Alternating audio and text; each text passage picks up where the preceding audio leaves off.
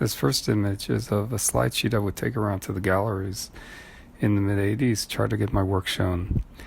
And I was making these circle paintings that were almost identical to each other. And I did a few photographs as well. I made them for about 2.5 years and showed them at a karate studio that Didi Chapin called Mission West.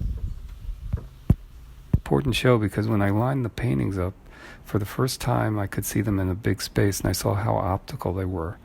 And it led me to think about making new work, and gave me the idea that it'd be interesting to make a painting that was so optical that it would be theoretically impossible to look at, sort of denying its own viewing.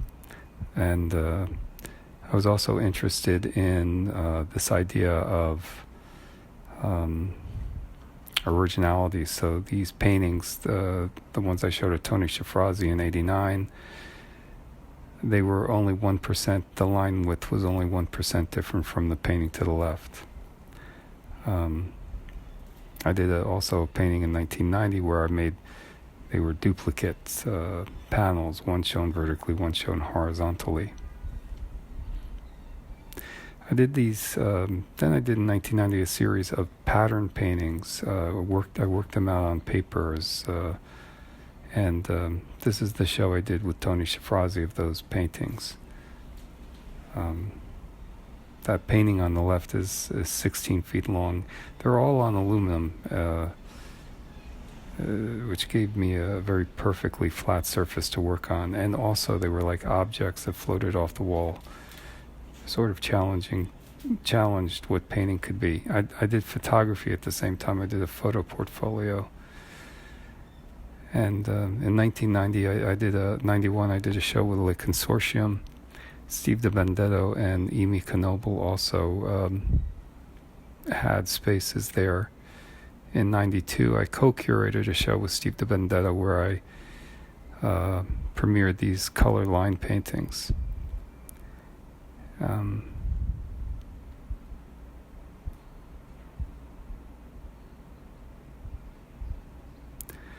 I had worked these mathematical paintings out for basically 92.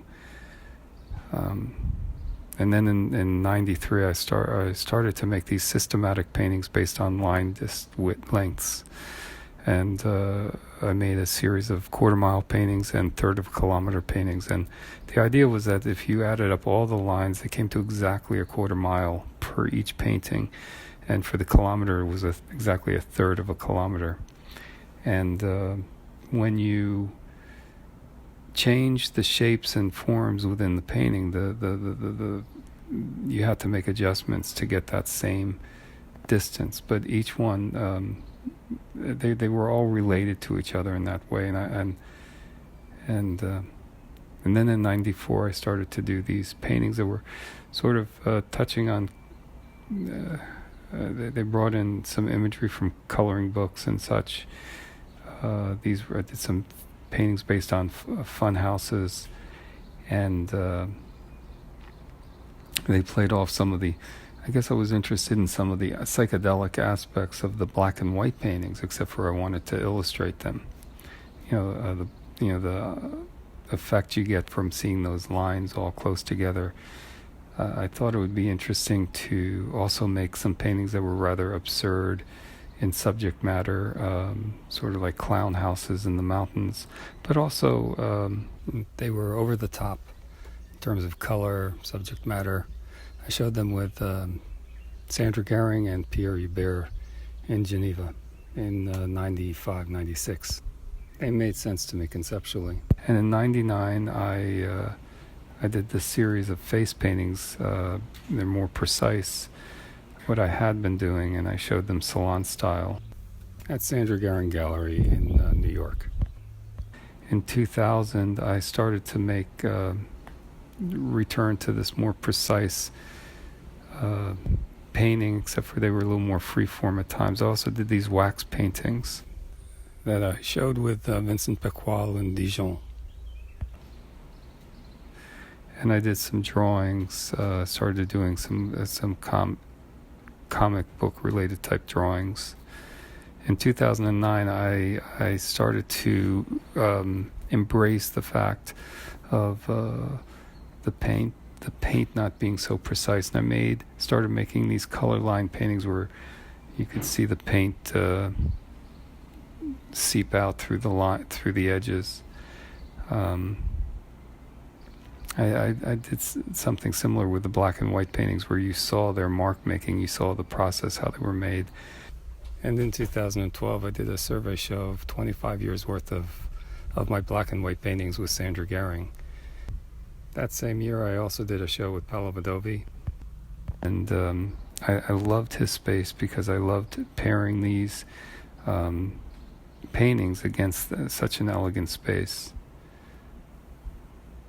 This painting with the black and white lines from 2012 is probably one of my favorite paintings.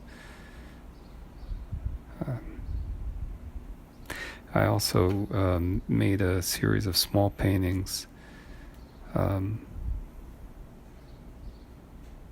related to those ideas. In 2014, I did a show with Renos Sipas in Geneva of those paintings. And in 2014, I did a show with Vincent Pequal at Circuit that he curated, where he picked a painting from each year or every other year of my career up to that point. I did some monochromatic paintings too, and I like this pairing with Matt McCaslin of the light sculptures with these optical black and white paintings.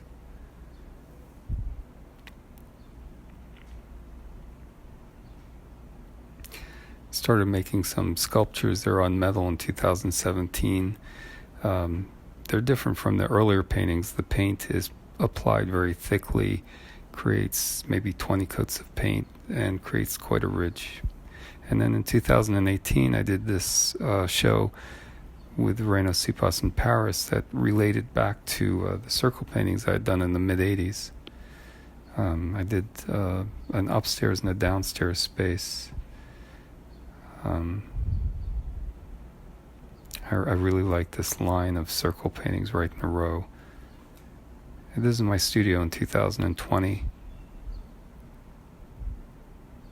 Primarily working in black and white. Doing some works on paper as well.